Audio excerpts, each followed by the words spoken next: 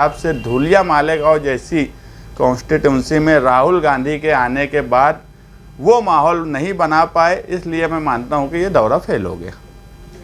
ये माहौल बनाया जा सकता था, मगर अगर मुकामी लोगों को माहौल बनाना ही नहीं था, अगर हमको पहले से कॉन्स्टिट्यूंसी है, हम जो देख रहे हैं कि यहाँ पर आज अगर कांग्रेस को ये सीट दी गई है या कांग्रेस को देने की बात है अलायंस में, राहुल गांधी का आज मालेगांव से जाना हुआ, मालेगांव में प्रोग्राम करे, मगर जिस तरह से इलेक्शन को सामने रखकर माहौल बनाना चाहिए था, उस तरह का माहौल नहीं बनाया गया।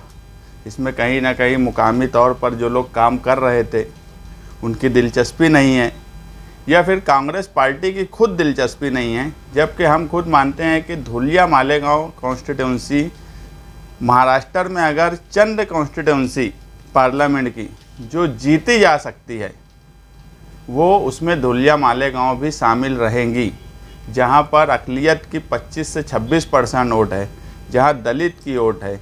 आप अगर सारा मामला देखेंगे, मुझे ऐसा लगने लगा कि जो लड़ने वाले लोग हैं उनका हौसला ही नहीं बचा है इस हिस्से में। जबकि पिछले 3 इलेक्शन आप देखेंगे जिसमें हार हुई, ये इलेक्शन थोड़ा सा अलग है। आज महाविकास आघाड़ी में उद्धव ठाकरे हैं, कहीं ना कहीं पहले वो नहीं रहे, उनका एक नाम है, उनकी कहीं ना कहीं वोट बैंक होंगी। वंचित आघाड़ी की भी बातचीत है, उनकी होंगी। अक़लियत की वोट बड़ी तादाद में गिराई जा सकती, मगर कोई हौसलामंद बात कांग्रेस पार्टी की तरफ से दिखती नहीं। ऐसा लगता है कि इलेक्शन लड़ने से पहले ही ये हौसला हार गए हैं। जबकि हम 2009 में निहाल साहब जब यहाँ इलेक्शन लड़े तो हम पूरा हिस्सा हमारा घूमा हुआ है। आज जो है बीजेपी ने अपना उम्मीदवार सुभाष भामरे को वापस डिक्लेयर किया तीसरी बार, तो कहीं ना कहीं उसके खिलाफ कोई मुसलसल आदमी रहता तो उसके खिलाफ भी एक हवा बनती, उसका फ़ायदा भी मिल सकता है। मगर इन सब के बाद भी मैं ऐसा मानता था कि राहुल गांधी का जो प्रोग्राम धुलिया मालेगांव में है, कोई भी सियासी लीडर का प्रोग्राम सिर्फ वो एक प्रोग्राम नहीं होता, उसको इलेक्शन के मद्देनज़र ही देखा जाता, इलेक्शन के पॉइंट से ही उसको समझा जाता। अगर इस प्रोग्राम को सही तरीके से इंडिया अलायंस के नाम से किया जाता तो मेरे ख्याल से आज धुलिया मालेगांव की हवा कुछ और होती। मगर कांग्रेस की मुकामी क़यादत क्या कर रही है वो मुझे नहीं मालूम।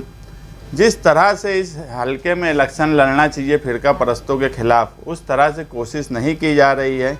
हम अबू आसिम आज़मी साहब से बात करेंगे कि ये हलका, जो मैं अभी भी बोलता हूं कि अगर यहाँ हौसले के साथ लड़ा जाए तो यहाँ पर फ़िरका परस्तों को हराया जा सकता है, 100% हराया जा सकता है।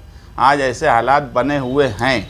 हम अबू आसिम आज़मी साहब को अभी पूरी डिटेल देने वाले हैं इस हलके की कि यहाँ पर आप खुद अब ज़ाती दिलचस्पी लेकर कोशिश करें। जिनके पास ये सीट है वो कोई दिलचस्पी नहीं ले रहे हैं, क्योंकि मालेगांव शहर के ताल्लुक से वो हमेशा फ़िक्रमंद रहते।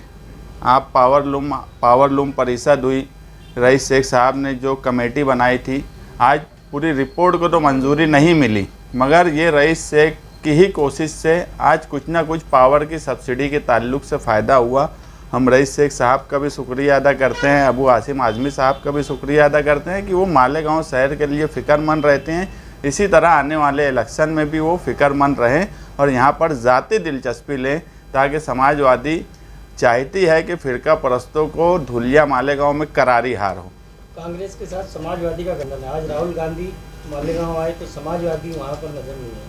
हमको रात में 1 बजे 2 लोग आए और एक दावतनामा दे के चले गए। उसमें कुछ भी प्रोग्राम की डिटेल नहीं थी, बस ये था कि आप इंडिया अलायंस में हो, राहुल गांधी आने वाले हैं, आप शिरकत करो। रात में तो हम लोग उसी वक्त बोल दिए कि हम लोग नहीं आ सकते। इस तरीके से कोई प्रोग्राम कभी नहीं किया जाता।